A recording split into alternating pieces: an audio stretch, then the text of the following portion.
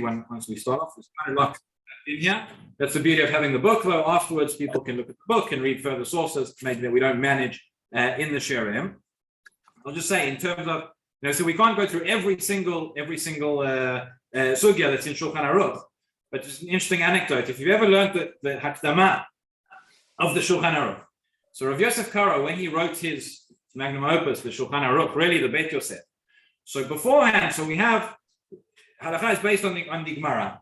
After the Gemara, we have the Rishonim, and at a certain stage, the Rishonim began to codify halakha into an easy, concise format that we can follow. The Tur, who is the son of the Rosh, is the one who divides it into 4 parts. He writes as Arba Turim. There's Orach Chaim, which is the halachot dealing with day-to-day life, Chagim, Shabbat, Brachot, Tfilah, etc. We have Yoreh De'ah, which is other miscellaneous halachot, halachot of Avodah Zara, of charity, of parents, etc. We have Choshen Mishpat, which is mandatory laws, and Even HaEzer, which deals more with family laws, marriage, divorce, etc. And the Torah writes these 4 sections, the 4 Turim. Rabbi Yosef Karo writes 2 books. He writes a commentary to the Rambam. The Rambam writes in his Mishneh Torah, where he codifies all the halachot as well, in a different order to the way the Torah does it. But he writes his Kesef Mishnah on the Rambam, and he writes the Rambam, when he codifies, just brings his opinion, just writes what the practical halachot. The Torah, on the other hand, brings his opinion. He brings other opinions as well, sometimes dissenting opinions, and he shows. And the Rav Yosef Karo writes the Beit Yosef as a commentary to the Torah. And he goes through, he brings the source for every single halakha which the Torah brings. He brings other opinions, supporting opinions, dissenting opinions, etc. Beit Yosef, extremely lengthy sefer. And then he writes the Shulchan Aruch, which is a summary of the Beit Yosef. Sometimes you open up the Shulchan Aruch and you don't understand what it's talking about. It seems to be a contradiction, etc. You don't know where it's coming from. You have to go back and look in the Beit Yosef. So the Shulchan Aruch writes in his introduction why he wrote the Shulchan Aruch as well. Everything's there in the Beit Yosef. He says, I've written the Shulchan Aruch so that you don't forget the halachot. He says a person should go, once you know it and once you've learned it, every 30 days, read this book again so that you don't forget. Right? Once a month, finish the Shulchan Aruch. Right? Nowadays, how many people finish the Shulchan Aruch once in a lifetime is rare. I mean, there's been a proliferation of commentaries and explanations and questions and answers on the Shulchan Aruch itself. Just give you a sense of how much we're dealing with, but it's quite something to think. When you Bet Yosef, approximately 500 years ago, wrote the Sefer, it said every month learn it so that you know it off by heart, so that you don't forget. So we're not going to be covering the entire Shulchan Aruch; it's impossible. But we're going to go through the different some of the main sugyot. And this, I'll just say as well, this set to date there have been 15 volumes that have been published in English, going according to the order of the Shiurim up to volume 13. And there was an additional volume for COVID, additional volume about Shemitah. Currently, volume 14 and 15 are in preparation. We decided not to go with that cycle. We decided to start from the beginning, from volume 1. And shortly, one of the upcoming volumes is going to be moving on to Hilchot Shabbat. So when it begins Hilchot Shabbat, we're going to be switching to that. But for now, we begin with volume 1, dealing with Yoreh De'ah. And the first topic, which we're going to be discussing, is Hilchot Avodah Zara, the laws of idolatry and the laws of idol worship. And you might be wondering, why should, of all the topics there are to talk about in halakha, said this is going to be practical halakha, why are we starting off talking about idolatry? That's a joke. Huh? You joke, but that's one of the things. So there are a number of practical questions, which some we might realize, some we might not think about, but which come up relating to Hilchot Avodah Zara. So to give a couple of contemporary examples from these days, right? If anybody has one of these, and they have a calendar on their phone, you may have noticed that today's date has got, according to some in the world outside, a certain significance. Of course, according to Torah, there's no, it's just today's a very significant day because we started this year. But in terms of the date, is one even allowed to, we'll be discussing next week, is one even allowed to use the secular calendar in terms of different things? Is one allowed to mark milestones, occasions according to the secular calendar? Is one allowed to mention Happy New Year or something like that? That could be, there are certain discussions and certain halachic issues relating to the calendar which might have its roots in Avodah Zarah, in certain forms of idolatry. That is one discussion. That's one question that came. Another question which comes up, somebody mentioned the funeral. So a number of years ago, when one of the previous popes died, Pope John Paul, I believe, there was the Rav of Haifa at the time, Shari Yishuv Cohen, was sent as a representative to go to the funeral. Is a rabbi allowed to go into church to take part in a funeral? Is any Jew allowed to go into a church to take part in a funeral, or just to go and visit at all? Something else in the news, the chief rabbi of England, you may have heard, has just been awarded a knighthood. And I don't know exactly how the procedure takes place or where it takes place, but a number of occasions, recently when the Queen died, the coronation is coming up this year. These things take place in Westminster Abbey, which is the church. Is that permitted to enter? We'll see there are differing opinions in halakha, not so straightforward according to everybody. And so these are some of the things which come up. You might be surprised to know as well, the Rambam, when he introduces Hilchot Avodah Zara, so each of the different Svarim of the Rambam, he begins by listing the mitzvot and then explaining the different details, the halachot regarding those mitzvot. He opens Sefer Avodah Zara. How many mitzvot do you think are connected, of the 613, are connected to idolatry? The answer is 51. The Rambam lists 51 distinct mitzvot connected to Avodah Zara. Again, some of them are more obvious. Obviously, worshipping idols would be forbidden, deriving any sort of benefit from idols, and benefiting from things which are used to beautify idolatry, but other things as well we may never have thought of. Things like peyot harosh for peyot hazakan. Says the Rambam, may be connected. Not everyone agrees, but says the Rambam that in terms of peyot, in terms of cutting hair and beards, may be connected to the way that idolatrous priests used to grow their hair, and therefore, or shave their hair, and therefore that may be connected. We mentioned using the secular calendar. So all sorts of different halachot, very practical and relevant questions which come out. So that is, again, in terms of the introduction, there was the introduction to the introduction and the introduction to the shiur that we're doing today, Hilchot Avodah Zara. If you open up the book, at the beginning, the first shiur, it actually starts on page 29. After all the introductions and approbations and askamot, etc., dealing with Hilchot Avodah Zara. So the first question we have to ask. Share the screen. Yeah, you can do it. Thanks.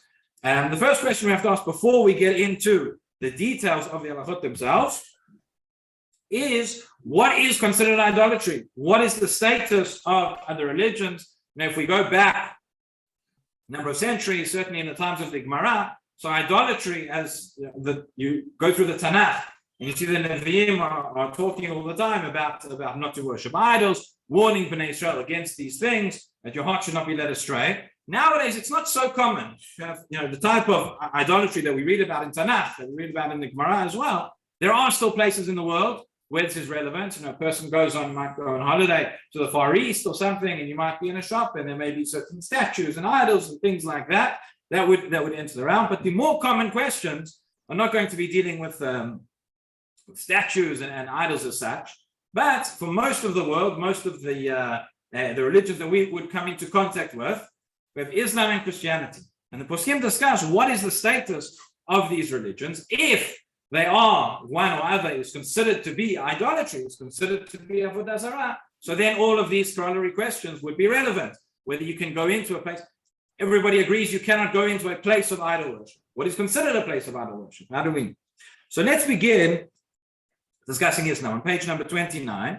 And we have to go back to the days of the Rishonim. The Meiri of Yam, source number 1, has a fascinating discussion. He says, okay, so we're on page 29, source number 1. You can see it's in blue because we're dealing with Rishonim. Says the Meiri, Yishmaelim alalu, yesh mi shomer alehem, sheinam uvdei avodah zara, v'danim otam keger toshav. There's in the Gemara here, discussing ger toshav the last few days, so here it is. So he says the Yishmaelim, there is an opinion that they are not considered to be idolaters. Skipping now just towards the end, again, I'm not going to be reading all of the sources and everything inside. People are free to look at it on their own time. But going down towards the last 3 lines, so the Meiri says opinion number 1 is that the Ishmaelim are not considered of the Avodah Zara. Last 3 lines, he says, Mikol makom, chachmei Svarad chukin bazeh. There are those amongst the chachmei Svarad who disagree. That שהוא מונה בכלל עבודות זרות גישלה שבעליו. Okay, so a very interesting historical proof. He says we have the Gemara in Avodah Zara, in Masechet, tells us different forms of Avodah Zara that exist in the world. We need to know what is considered Avodah Zara, so we can distance ourselves from it. And in terms of the places, it says there is a temple of idol worship, which is called Gishla Sheba'alav. Yeah, this is probably referring to Mecca or somewhere in that region, which is a house of idol worship. And therefore he says, since this is listed by the Gemara as a place of idolatry, it would stand to reason that those who worship there, which is Islam in his day, would be considered of the Avodah Zarah. That is source number one, that is the Meiri. Source number two is the Ran. The Ran is another one of the Rishonim, and he says, he gives a different reason, but he comes to the same conclusion to say that it would be Avodah Zarah. If you turn over the page, you'll see he talks about I'm on page 30. Again, when I read the sources inside, generally speaking, I'm going to be reading in Hebrew. If people are more comfortable following along in the English, feel free. But on page 30, so the second line, he says, Mishtachavin lifnehem hishtachavaya shel Elohot. It says, you see, they bow down towards their prophets, they bow down towards them. And he says, that is din avodah zarah shlem kol davar. That is considered to be idolatrous. Why? V'isur shel avodah zarah. Shelo b'hidud bilvad mishtachavim lifnehem. Says if you bow down or you bow a little bit as a sign of respect towards somebody who's alive, that is not just in a respectful manner. That is not that would not be a prohibition as such. But when they are bowing down fully and they're doing it to somebody who's already died, that is considered worship. There's no way of giving honor in this way to one who's already passed away. That is considered to be a service. So we have both the Meiri bringing an opinion and the Ran in the 14th century telling us that there is room to suggest that perhaps this is an idolatrous religion. Comes along the Rambam. Rambam came earlier, in fact, but the Rambam wrote a number of works. He wrote a commentary on the Mishnah. He wrote his Mishnah Torah, which is most famous for. He also wrote many letters and many responses. The more famous works of the Rambam were familiar throughout the Jewish world. Some of the letters and some of the responses, etc., which he wrote, were not so widespread. But the Rambam has a response. Now, source number 3, where he says no. He says, and this is going to be the opinion which is accepted by the vast majority of poskim. He says, he says, these Ishmaelim, the Muslim religion is not idol worship at all. Tremendous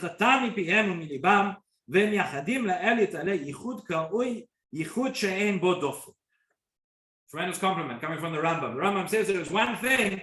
We have machlokot, right? Islam is not Torah, and they've made mistakes, and there are certain things which they do which are not according to our religion.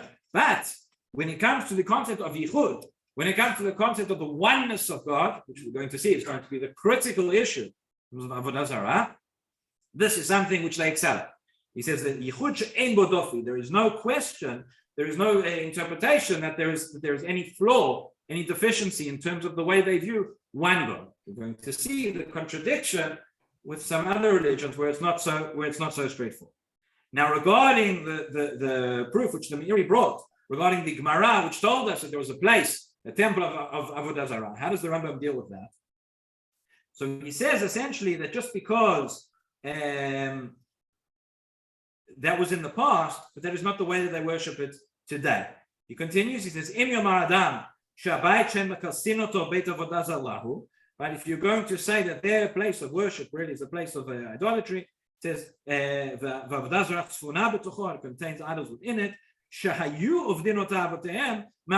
Once upon a time, that is what it had and what it was. So that's no longer relevant. It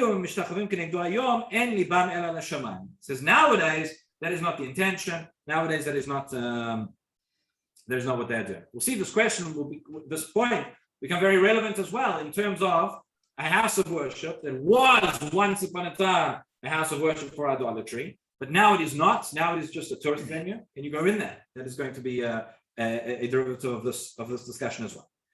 So again, just a line in bold says the Rambam, It comes to the oneness of God, as we said, there is no mistake that they have got perfectly right, and therefore Islam is not considered Avodah Zara. So that is the machloket we have amongst the Rishonim. We fast forward now about 800-900 years, and we see how do the poskim discuss it. And if you say again, what is the relevance of this? So some of the questions that come up in terms of entering a mosque, there are certain somebody who is in the you think about the IDF, you think about the soldiers who have to go into Harabayit, who have to go and enter there in order to keep the peace, in order to for the sake of the safety. Would one be allowed to go enter the mosque? There are other places in Hebron, for example, the mosque as well, and other similar questions. So there is an opinion, maybe surprising, it's a minority opinion, that Tzitz Eliezer, who was the posek here in Yerushalayim, was the posek of Shaarei Tzedek Hospital, author of I think 26 or maybe more volumes of responsa on every possible imaginable topic. He writes in source number 4. He says, "Arei lamadnu meforash midivrei Aran, de'gam la'avodat ha'ishmaelim v'shtachavayatam v'navei ha'sheker shalem din avodah zara yesh lekotchehem l'chol davar." Says the Tzitz Eliezer, I accept the opinion of the Ran that Islam, this is also considered idolatry. They are bowing down to their prophet. They are not bowing down to God, and therefore exclusively, and therefore this would be considered avodah zara, with all the implications of that means. But that is a lone opinion, I think, very much a minority opinion. The vast majority of poskim disagree. You have in source number 5, Rabbi Avodah Yosef. We're going to see later on in the Shiur, Rabbi Avodah Yosef, when he thought something was avodah zara, he could be very, very, very, very stringent about it. But he says in source number 5, "Me'ata nileh שהמסגדים של הערבים אין עומדים בתי עבודה זרה ומותר להיכנס בתוכם." Following along the view of the Rambam, says Rabbi Avodah, one is permitted to enter a mosque. There is no question here of avodah zara. He says the Rambam, and he says the reason why we say this is because if you have a look about halfway through in source number 5, he says שבוודאי הרמב"ם היה בקיא בהם ביותר. The Rambam was living amongst a Muslim population.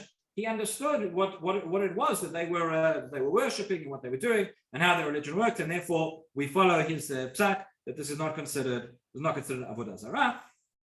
And you can see over here at the bottom of page 31 other poskim who come to similar conclusion. Okay, let's move on to the halachic status of Christianity, which is a far more controversial topic. The Mishnah in Avodah Zara, right at the beginning of the Masechah, tells us that one is not allowed to do, if you have an idolater, you are not allowed to do business with them, and they have a certain Yom Chag, Yom Eidan, they have a certain festival on which they give thanksgiving to their gods. One would not be allowed to do business with them in the 3 days prior to that festival.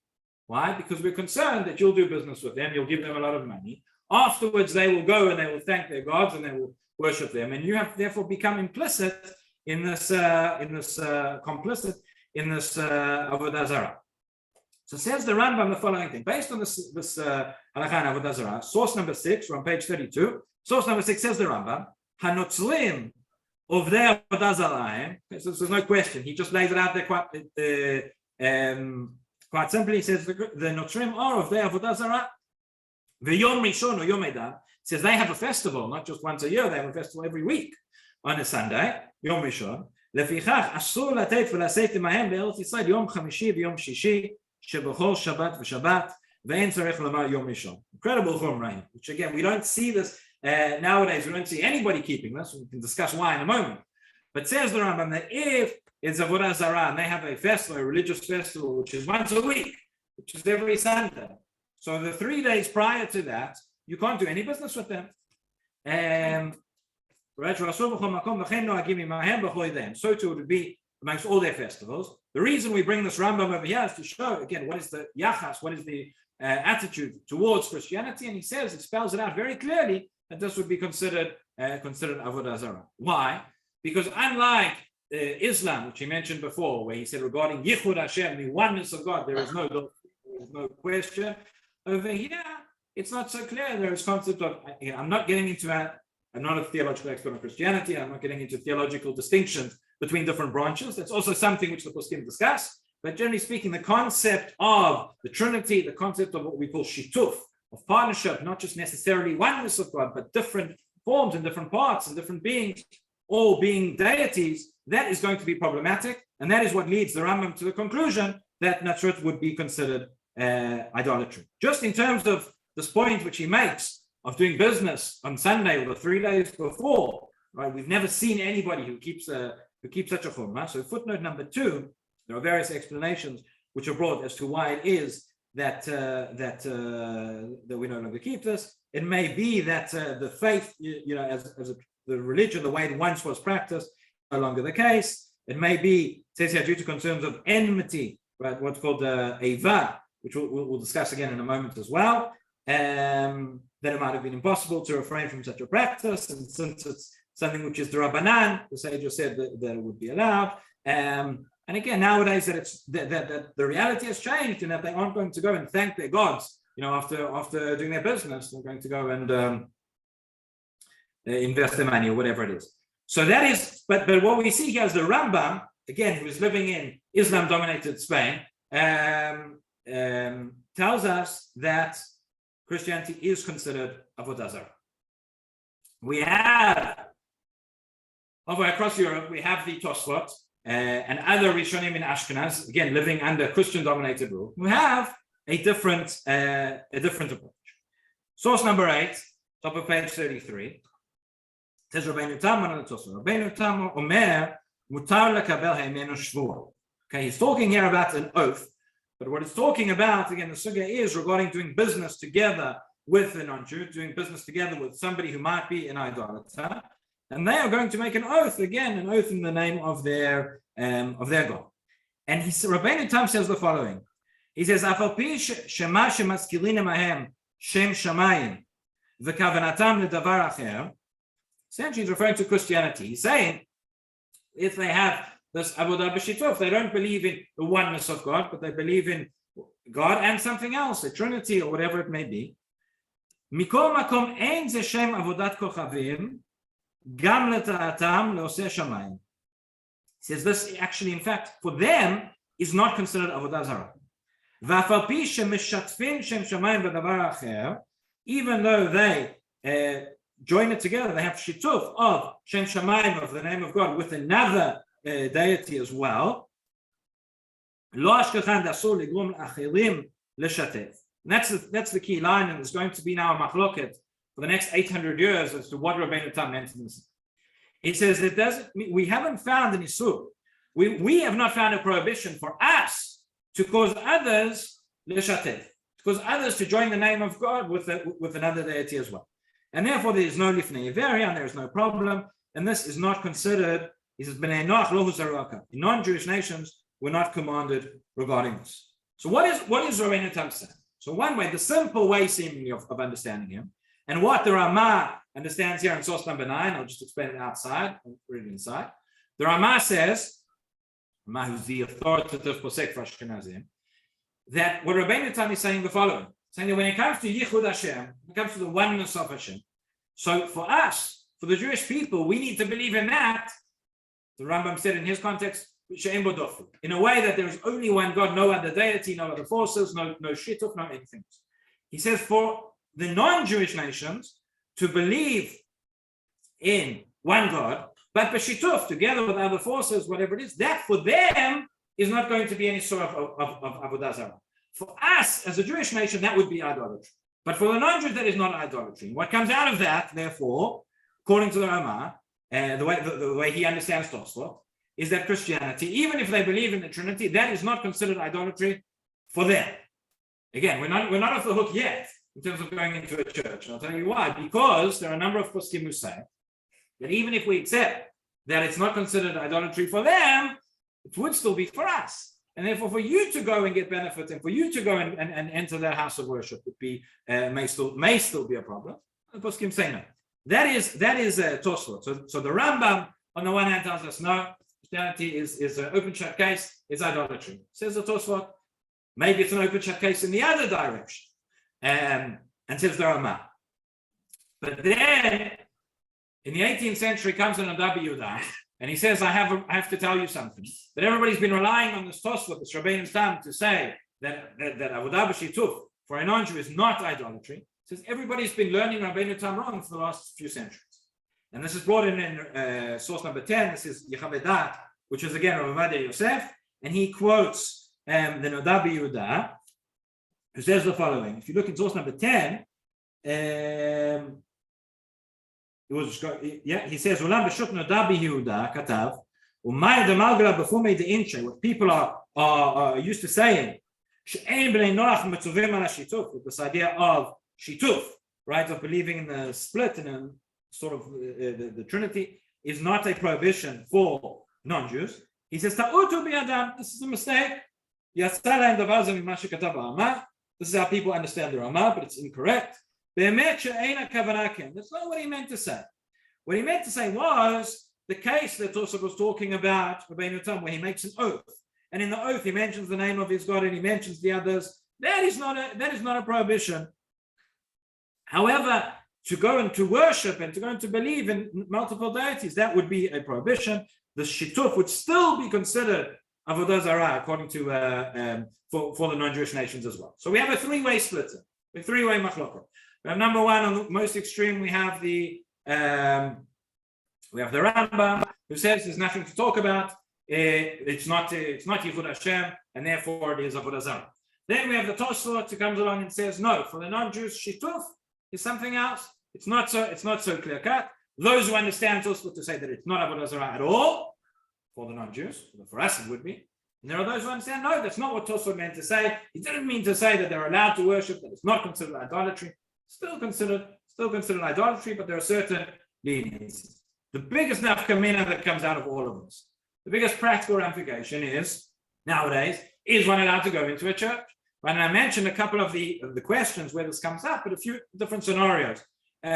We mentioned, for example, somebody is going on a tour. There are many tourist attractions which are churches. Is one allowed to go inside and to look at it and to marvel at the beauty? I had a question, somebody asked me a couple of times. In England, somebody was studying architecture.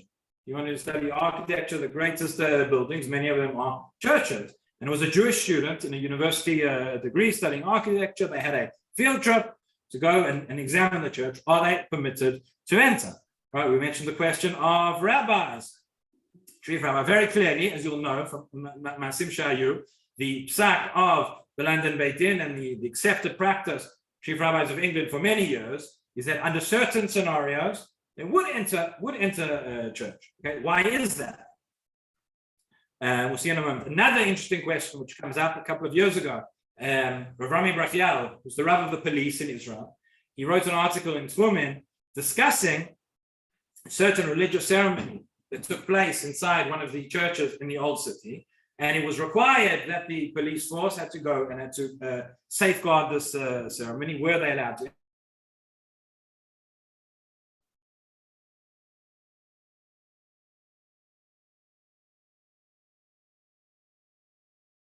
As we've seen, that is a machlok. For those who say that it's not a Beit Avodah Zara, it's much simpler to say you can go in and there wouldn't be, but that seems to be the minority view. According to those who say it is a Beit Avodah Zara, as we say, is one allowed to enter the place which is a place of our worship? So says Rabbi Yosef, source number 11, page 34. May a Jew enter a church? And says Rabbi Ovadia, Tshuva, במסכת עבודה זרה מבואר שיש איסור אפילו להתקרב לפתח הבית של עבודה זרה. We see in the Gemara that there is a prohibition even to go to the entrance of a place of idolatry. שנאמר אל תקרב על פתח ביתה. וכן כתבו התוספות שם. By the way, in terms of why this is, because the Gemara explains two primary reasons why it would be one could not enter the house of idolatry. One is because of, it's called chashad, suspicion. A person is going to go inside, people are going to think that you're going in to worship idols. That's source number, to take part in that ceremony. That's reason number one. Reason number two, which is given, is that maybe not chashad, but maybe even more severe, that we're worried that a person is going to be drawn to the service that they find inside. That the Torah really wants to distance us from Avodah Zara to take away any possibility that a person may come to worship or come close to it. Continues Rabbi Avodah, he named of Abba Rambam, Shenotzum of the Avodah Zara, right? He quotes the Rambam, who says that this is considered idolatry. Umimele din knisiyatam kavet Avodah Zara mamash. It is like any other house of idol worship. Lachin barur me'od she'asur levaker b'knisiyat hanotzrim. Right? Does not mince his words. But then you have not to mince his words when he felt strongly about something. He says it is very clear this would be completely forbidden, and that's in his summary. He says it's completely forbidden, nothing to talk about. Even, I'll tell you how extreme he was in this view, that even if we establish there's a basic prohibition, mentioned before, there's a concept of ava, concept of enmity between the nations. What's going to happen? Let's look at the case of the funeral, right? The Queen passed away. This state funeral, which is taking place in Westminster Abbey, you have leaders from all over the world coming along. Well, now the former Pope just died. I don't know if the state of Israel is going to send a representative to the funeral or not. I assume they probably will. They'll probably be asked to. So every country in the world, we have enough problems with anti-Semitism as it is. And every country in the world sending these respected world leaders, sending a representative to the funeral, the Jews will get up. And the Jewish state will get up and will say, we're not going because we're too frum. What's going to happen? You'd think we have a problem with anti-Semitism now. So could be, that's what we call Mishon Eva. And for that reason, in England, the practice has been for many, many years, the chief rabbi goes into Westminster Abbey when it's required.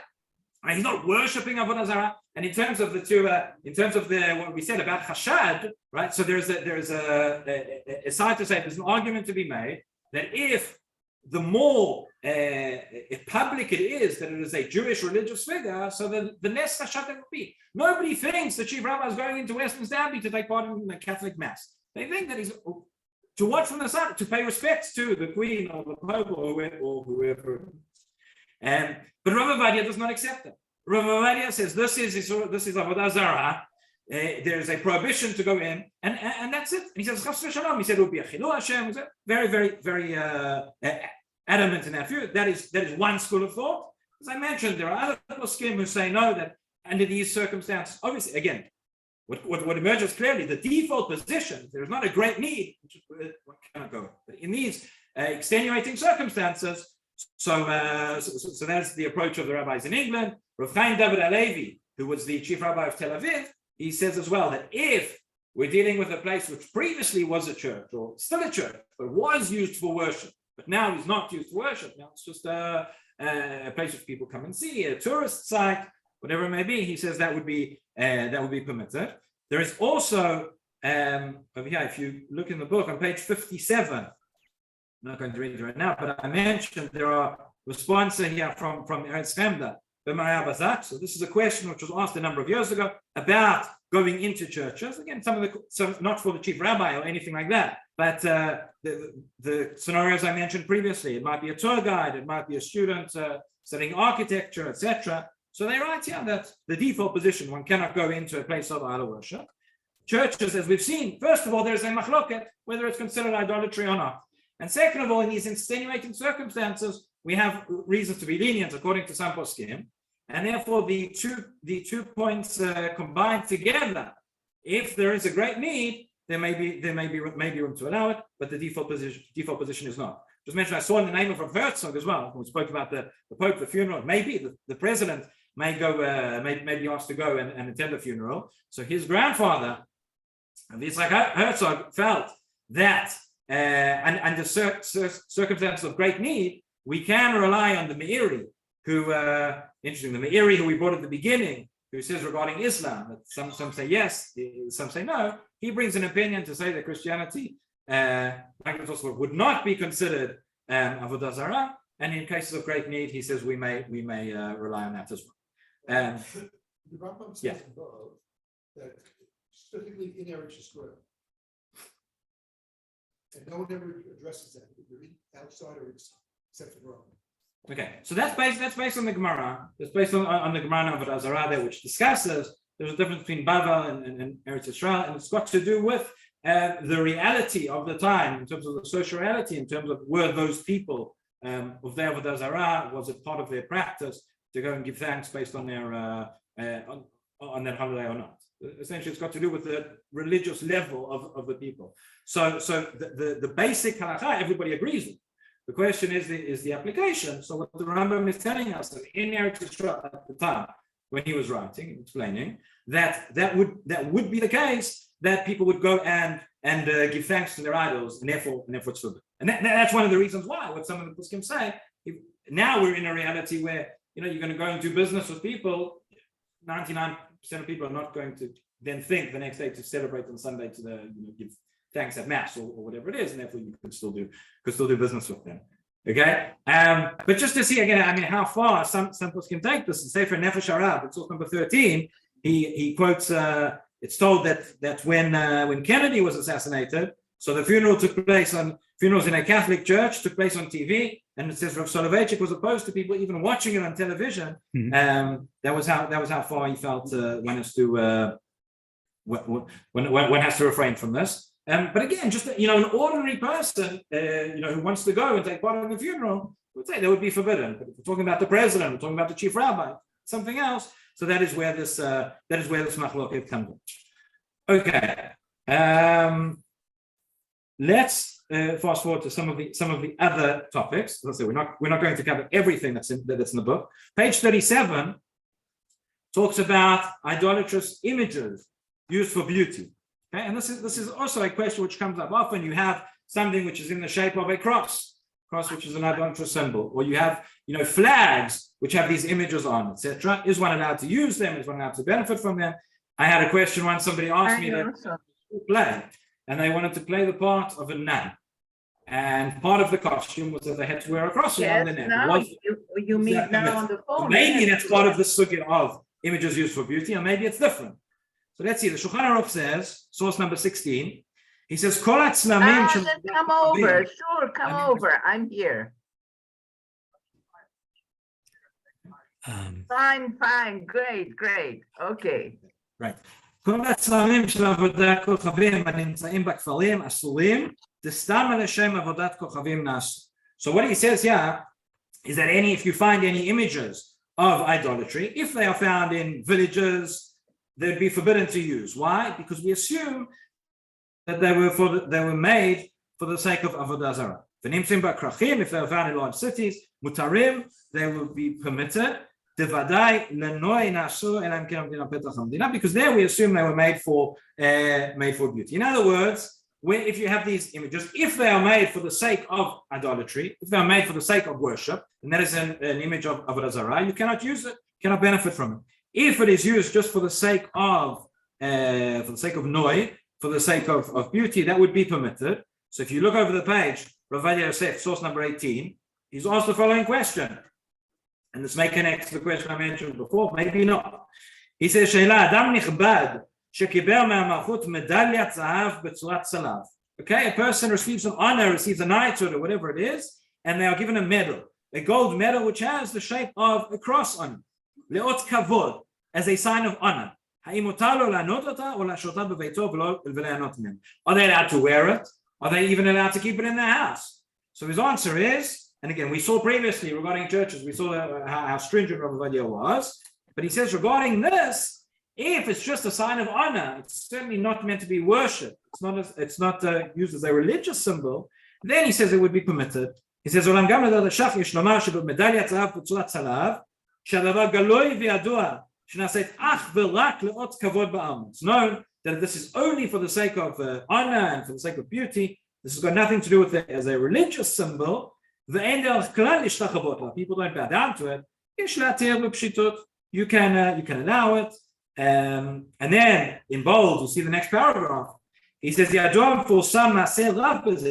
we have a well-known story of Hagaon Rishon LeTzion, Rabbi Yaakov Meir Zatzal. Rabbi Yaakov Meir was the Rishon LeTzion. Nowadays, the Rishon LeTzion is also the Sephardi chief rabbi of Israel. But already for hundreds of years before the state was established, this position of Rishon LeTzion existed.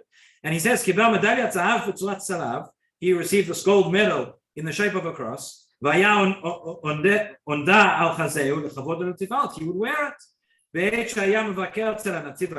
would visit the High Commissioner, not only that, he was photographed with it, and therefore this can be relied on practically and halakha l'maaseh. You might have noticed, sometimes in Israel, in some of the workbooks in school, they don't. You have the plus sign for which is a cross. So not everybody likes to use that plus sign. Sometimes you have just a line underneath and a little line on top, so it won't be in the sign of a cross. But essentially, what he's saying over here is that if it is just for kavod, this is not used as a sign of it's not used as a sign of worship, that would be permitted.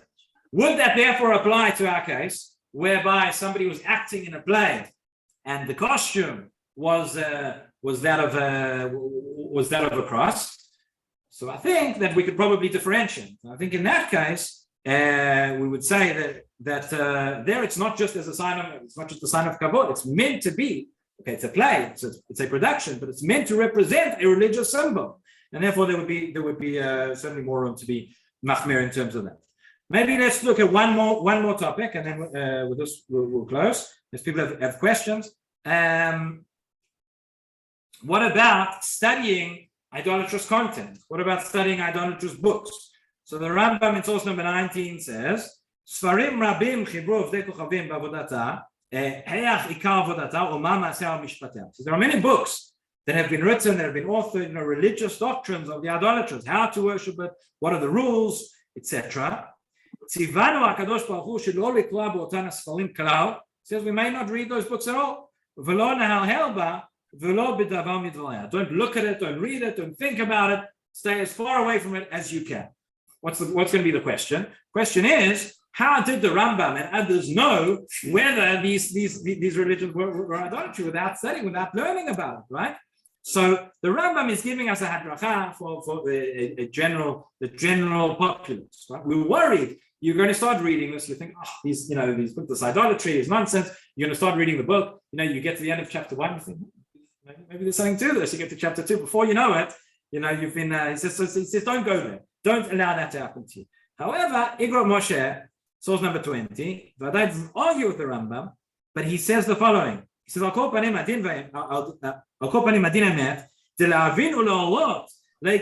says, if it is for the purpose of paskening halacha, then there would be no prohibition. You need to know whether it's what's permitted and what's forbidden. He says, says Rav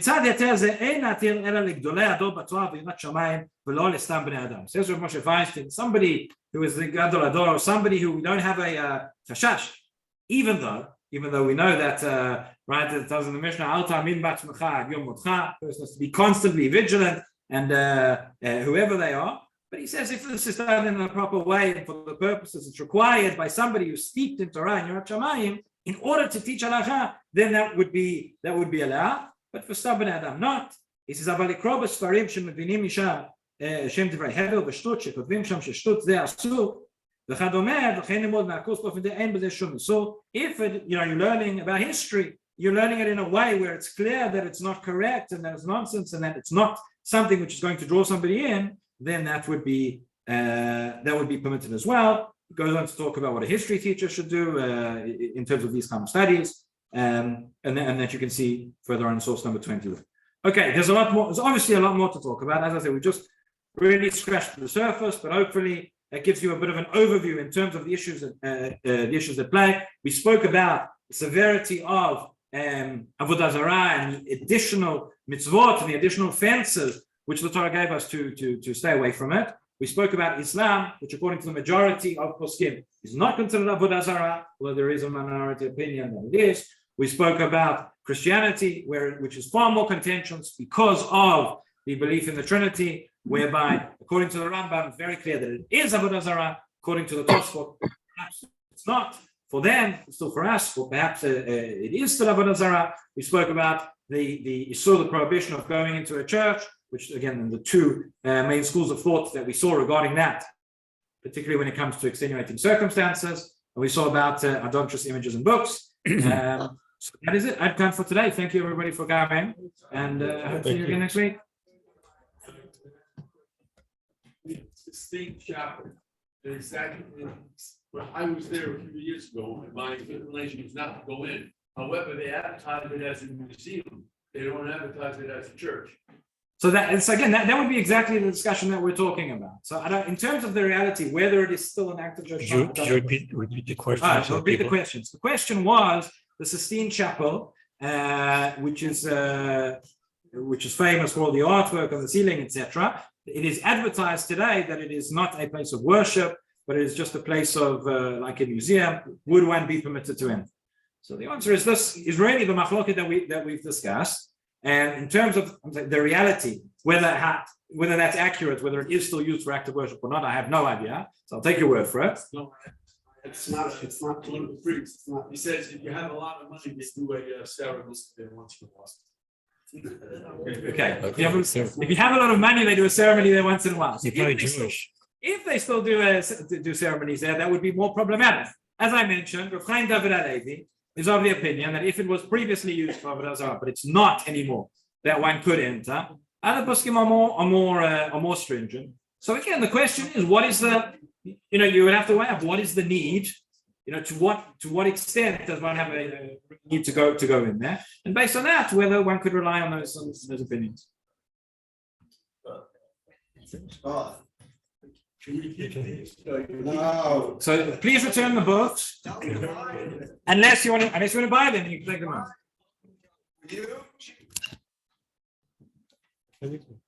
It seems that, even with Christianity,